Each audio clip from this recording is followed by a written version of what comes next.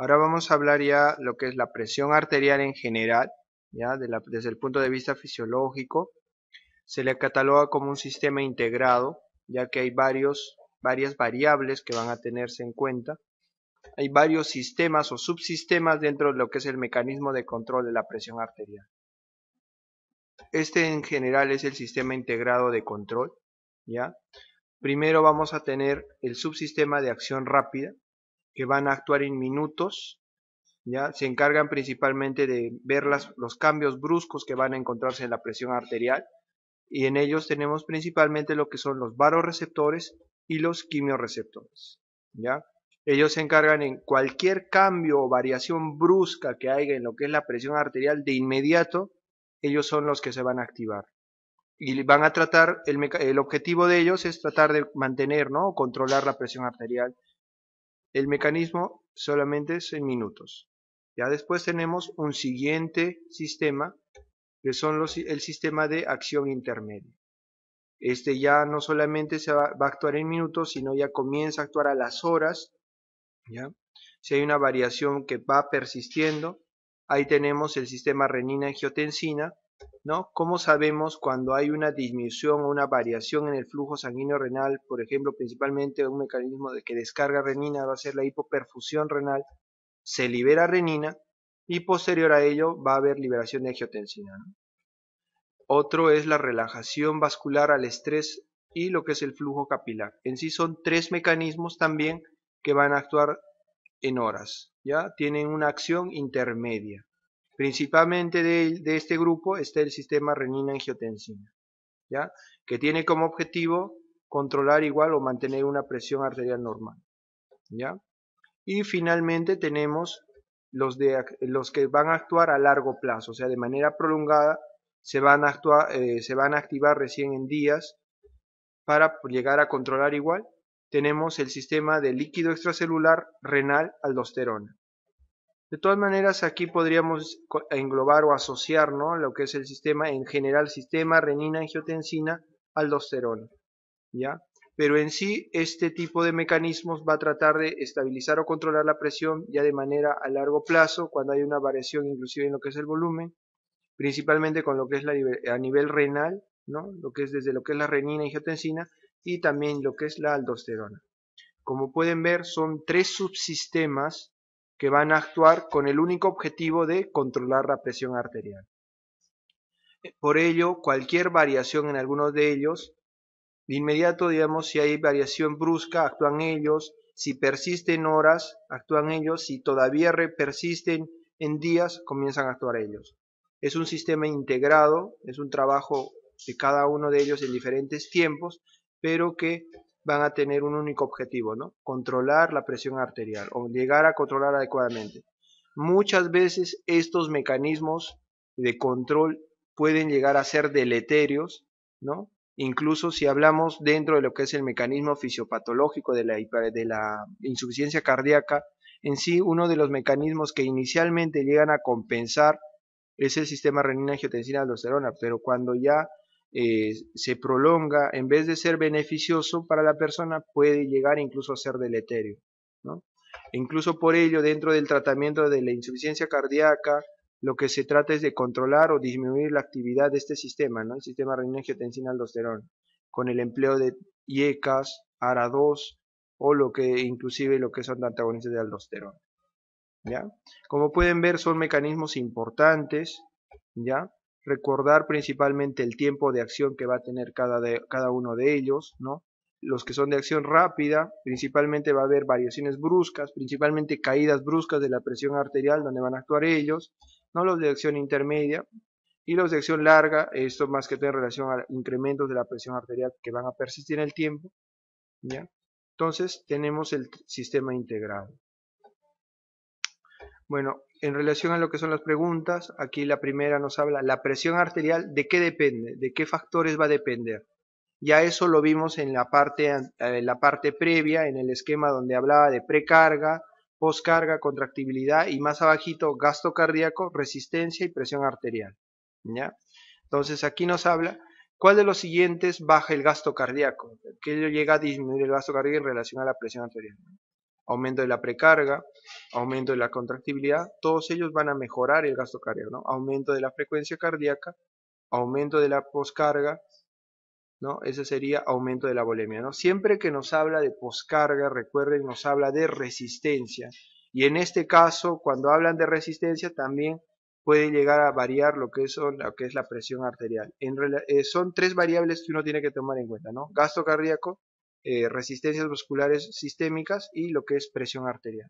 Cualquier variación en alguno de ellos va a repercutir en o sea, si hay variación en el gasto cardíaco, altera lo que es la presión arterial, altera la resistencia. Igual, resistencias, altera presión arterial y gasto cardíaco. O sea, son interdependientes uno de ellos.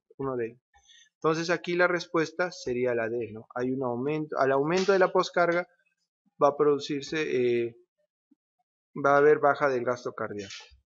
¿Ya? Simplemente para recordar o asociar lo que es en relación al tema anterior. Ahora, sobre la regulación, esta ya es una pregunta ya justamente en relación al sistema integrado. Los vasoreceptores responden al aumento de la presión arterial. La activación de los vasoreceptores causa una respuesta disminuida del gasto cardíaco y resistencias periféricas. Los quimiorreceptores responden al aumento de la presión arterial, igual que la primera, ¿no? Los receptores de baja presión se encuentran en las aurículas y en la arteria pulmonar. Todas son correctas. Ya, bueno, vamos a comenzar de abajo. Por ejemplo, los receptores de baja presión se encuentran en las aurículas y en la arteria pulmonar. Eso es correcto, ¿no? Incluso ellos. Los quimiorreceptores responden al aumento de la presión arterial. En relación a ello, podrían ser muy similares, ¿no? Tienen efectos en lo que son variaciones bruscas de la presión arterial, tanto los vasoreceptores como los quimiorreceptores, pero el estímulo es diferente, o sea, cuando hablamos de vasoreceptores, sí, van a responder al aumento o disminución de la presión arterial, pero cuando hablamos de quimiorreceptores, no, el estímulo no es la variación, sino ya es una variación en lo que son tanto la presión parcial de oxígeno, principalmente, y ante esa variación es que van a responder ellos, no es hacia los vasoreceptores. Ya esa es una gran diferencia que uno tiene que tomar en cuenta. ¿Ya? Y la activación de los vasoreceptores, ¿no? ¿Cuál es la respuesta? Va a causar una respuesta disminuida del gasto cardíaco y resistencias periféricas. O sea, se refiere aquí que la activación, cuando hay un incremento, bruscamente si hubiera una variación en la presión arterial, como respuesta puede llegar inclusive a producir un fenómeno de vasoconstricción, puede haber una alteración en las resistencias periféricas y posterior a ello, si hay un incremento en las resistencias periféricas, puede como respuesta llegar a disminuir como mecanismo de respuesta el gasto cardíaco. Entonces aquí, ¿cuál sería la incorrecta? Sería de los quimiorreceptores, ¿no? Porque ellos más que todo son dependientes o varían en relación a la presión parcial de oxígeno. La respuesta sería la C, ¿ya? Aquí tenemos otro esquema donde vemos lo que es la presión arterial y los mecanismos, ¿no? Lo que es el gasto cardíaco, aquí salida cardíaca, resistencia vascular o resistencia vascular periférica, y cada uno de ellos cómo pueden estar interconectados, por ejemplo el corazón, el cerebro y el sistema vascular, ¿no? Cada uno de ellos, y del cerebro lo que es el riñón, que tiene su efecto a largo plazo, como vimos, a nivel del sistema vascular. De todas maneras, también hay centros vasorreguladores a nivel cerebral. Aquí también es importante lo que es la hormona antidiurética, que va a jugar un rol importante, inclusive en situaciones donde hay variaciones bruscas en la presión arterial. ¿Ya? En sí, recuerden más que todo la interconexión como un sistema integrado. Siempre que hay alguna variación en alguno de ellos, va a repercutir en los otros sistemas, principalmente el riñón, que es el encargado de la regulación a largo plazo de la presión arterial. Aquí, por ejemplo, tenemos en sí el gran sistema renina-angiotensina-aldosterona, ¿no? Desde lo que es la liberación de renina. Recuerden, el principal estímulo para la liberación de renina va a ser la hipoperfusión renal. Cualquier variación que genere hipoperfusión renal a nivel del aparato yuxtaglomerular, de inmediato el riñón comienza a liberar renina, ¿no? Y como sabemos, la renina permite la conversión del angiotensinógeno que es producida en el hígado en angiotensina 1. Y a su vez la angiotensina 1, tanto en el endotelio pulmonar como en el renal, ¿no? Va a permitir la conversión en angiotensina 2, que es el que va a tener el efecto a nivel tanto vasoconstrictor arteriolar, y esto inclusive a su vez genera incremento de la presión sanguínea, tiene un efecto también en el nivel de la liberación de aldosterona, ¿ya? Va a estimular lo que es la corteza de la glándula suprarrenal, lo que es la capa glomerular, y esto va a hacer que haya una liberación de aldosterona. También va a tener un efecto a nivel de la reabsorción de sodio y cloro, aumenta la reabsorción de sodio y cloro y aumenta la eliminación de potasio, ¿no? Eso acompañado por el efecto de la aldosterona. A su vez tiene un efecto indirecto para incrementa la actividad simpática, ¿no? A su vez también puede de manera indirecta estimular la secreción de hormona antidiurética, ¿no? Entonces, como pueden ver, este sistema es un sistema importante, es uno de los sistemas dentro del sistema integrado de la presión arterial que va a tener un efecto principalmente a largo plazo. Como pueden ver, no solamente su efecto es vasoconstrictor, también repercute en diferentes sistemas, tanto renal, tanto de la hormona antidiurética y tanto lo que es el sistema simpático, ¿ya?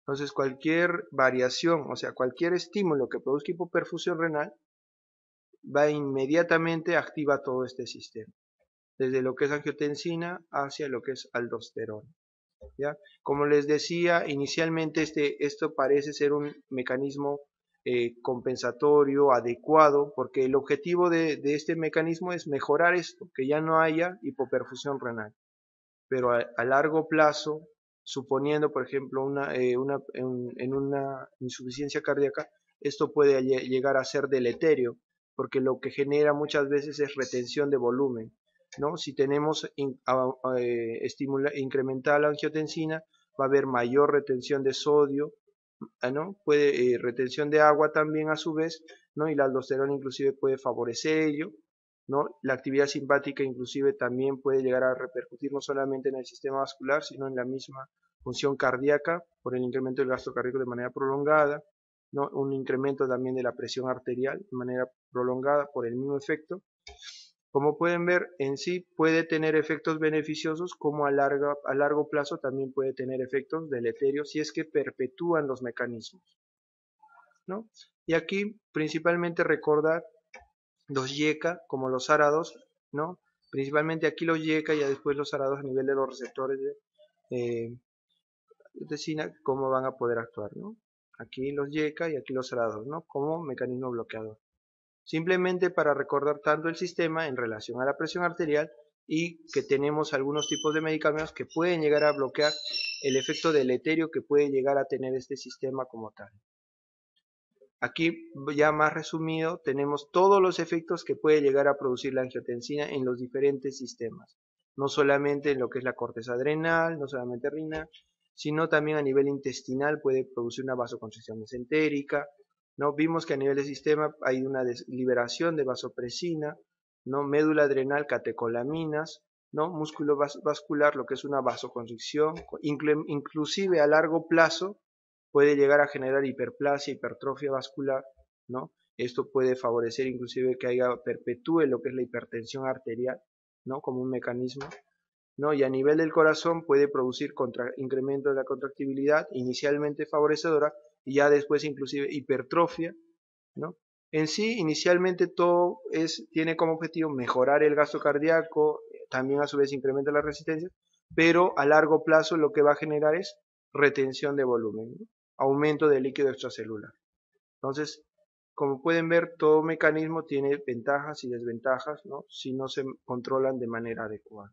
Principalmente este sistema. Por eso le di bastante hincapié para que puedan ver que dentro del sistema integrado de la presión arterial, uno de los sistemas más importantes y que puede llegar incluso a generar algunos tipos de repercusiones es este sistema, el sistema renina-angiotensina-aldosterona. ¿Cuál de las siguientes localizaciones de los receptores de la presión arterial es incorrecta? ¿No? Aquí simplemente nos habla de la situación o localización. Por ejemplo, barroreceptores, quimiorreceptores, ¿no? Seno carotidio y aorta, seno arterioso, seno aórtico. Aquí ya nos habla seno carotidio, barroreceptores como quimiorreceptores, ¿no? Y también lo que es callado aórtico se encuentra, esa es la localización. Quimiorreceptores, seno aórtico, como dijimos, y seno carotidio, no lo que es seno arterioso, ¿ya? Esa sería la incorrecta. Receptores de baja presión, como vimos en alguna premisa anterior, ya se encuentran solamente a nivel de las aurículas y lo que es la arteria pulmonar.